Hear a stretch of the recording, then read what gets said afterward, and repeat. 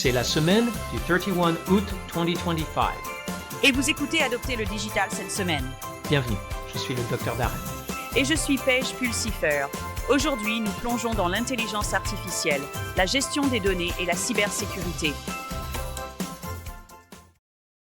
Alors, Paige, as-tu vu le dernier rapport? Il met vraiment en lumière comment l'IA pourrait changer la donne dans la lutte contre la désinformation, en particulier sur ces plateformes d'actualité agrégées.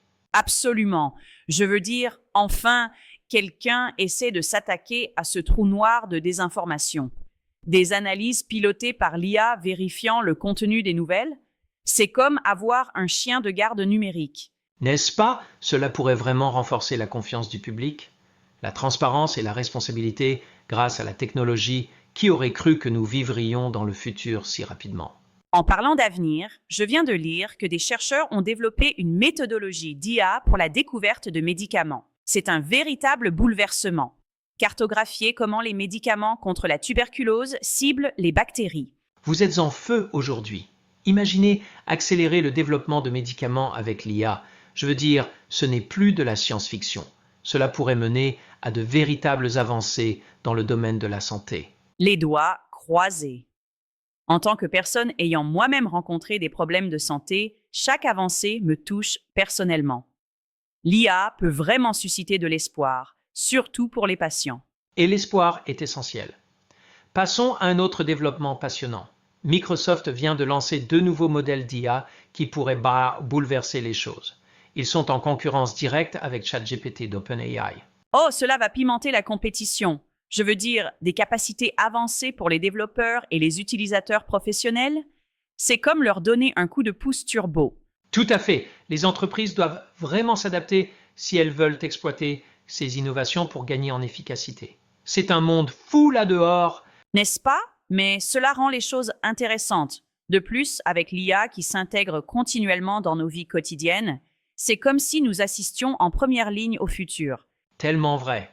Je trouve cela fascinant de voir à quel point ces avancées sont interconnectées. Des nouvelles à la santé en passant par la technologie, tout fait partie de ce paysage numérique en évolution. Et devinez quoi? Ce n'est que le début.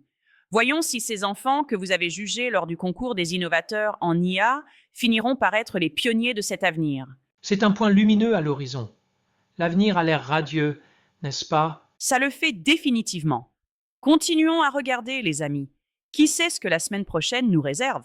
Alors, Paige, as-tu entendu parler de la dernière initiative de l'OTAN pour renforcer la résilience cybernétique? C'est comme s'ils avaient enfin compris la situation et réalisé que les menaces cybernétiques sont le front moderne de la guerre. Non? Absolument. On dirait qu'ils disent « Et convenons tous de veiller les uns sur les autres, en particulier en ce qui concerne la sécurité numérique. » Je veux dire, dans un monde où nos grille-pains pourraient nous pirater, il était temps. N'est-ce pas? Ils encouragent les États membres à adopter des technologies avancées et à partager des renseignements. Ce mouvement a une vibe proactive, comme se préparer à une tempête avec un tout nouvel parapluie au lieu d'attendre d'être trempé.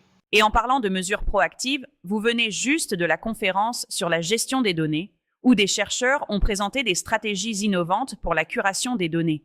Pouvez-vous imaginer l'excitation dans une salle pleine de passionnés de données? Excitation. Plutôt un coup d'adrénaline.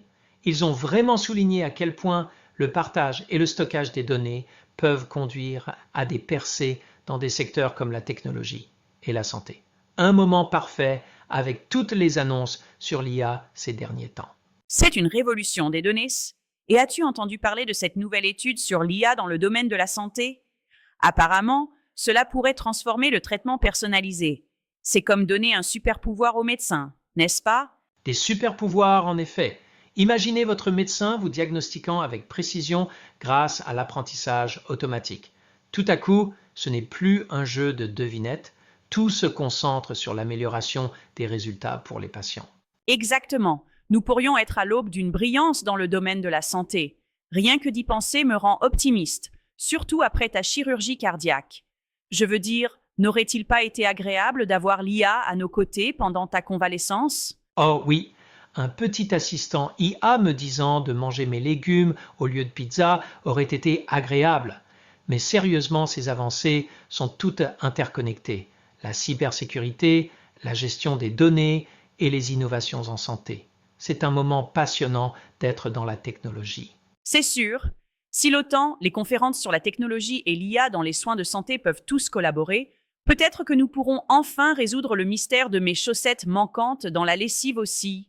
Nous devons parler des défis actuels en cybersécurité, surtout avec le télétravail qui est là pour rester. N'est-ce pas? Je veux dire, Microsoft Teams essaie de rattraper son retard avec des fonctionnalités de sécurité renforcées pour l'accès à distance, mais est-ce suffisant? C'est exactement le point.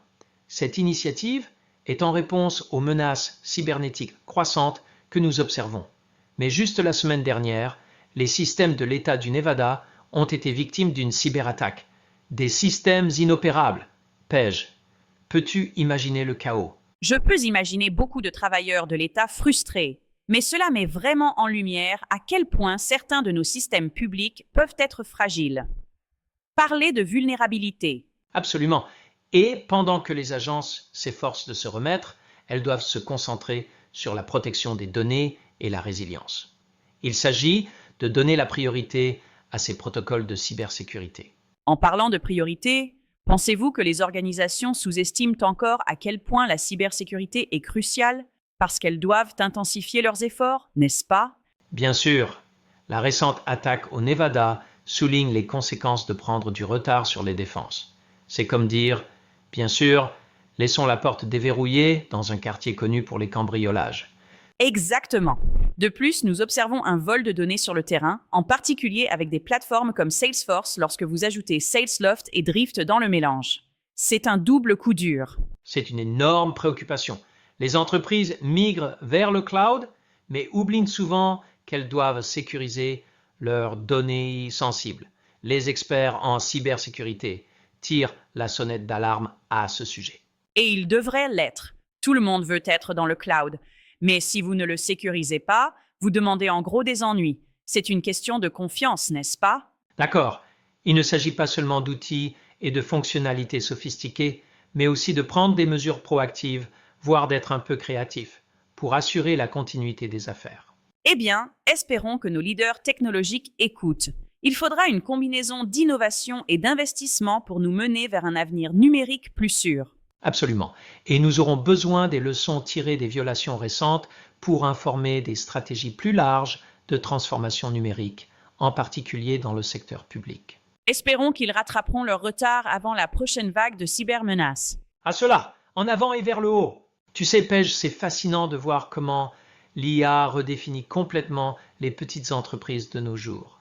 J'ai eu la chance de discuter avec Dinesh Sumro, le PDG de Bookkeeper AI, et waouh, quelle conversation! Oh, je parie!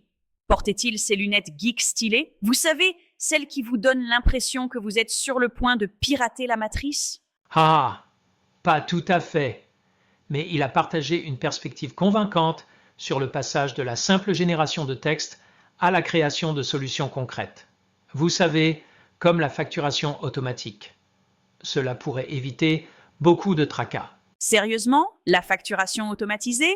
C'est de la musique à mes oreilles. J'ai déjà assez de mal à suivre notre budget alimentaire. N'est-ce pas? Et Dinesh était ferme sur l'importance d'équilibrer ses capacités d'IA avec la sécurité et la supervision humaine, ce qui est si crucial. Absolument. Je veux dire, nous ne voulons pas que votre IA devienne folle et commence à générer des factures pour un yacht aux Bahamas, n'est-ce pas? Exactement. C'était vraiment inspirant d'entendre son parcours, car cela met en lumière comment l'avenir du travail pourrait être transformé à travers les industries. Alors, qu'est-ce qui vient ensuite? Allons-nous rester en pyjama et laisser l'IA faire tout le travail? Parce que je peux soutenir ça. Eh bien, ne nous emballons pas, mais le potentiel est définitivement là. Il s'agit d'améliorer la productivité tout en conservant cet essentiel contact humain. C'est une bonne nouvelle. Après tout, j'aime avoir quelque chose à blâmer quand j'oublie d'envoyer une facture. Eh bien, de toute façon, les gens devraient vraiment s'accorder sur des conseils sur la façon dont l'IA est prête à vraiment changer notre façon de travailler. C'est tout pour l'adopter le digital. Cette semaine. Si vous avez apprécié les histoires d'aujourd'hui, assurez-vous d'écouter notre podcast d'interviews approfondies, Embrasser la transformation numérique. Visitez embracingdigital.org pour plus de ressources. Et si vous souhaitez soutenir CE que nous faisons, rejoignez notre communauté sur patreon.com/embracingdigital pour du contenu bonus et un accès en coulisses. Vos évaluations 5 étoiles sur YouTube et les applications de podcast aident de nouveaux auditeurs à nous trouver. Donc merci de faire partie de notre communauté. C'est le Dr. Derek. Et je suis Pêche Pulsifère. À la semaine prochaine et continuez à embrasser la révolution numérique.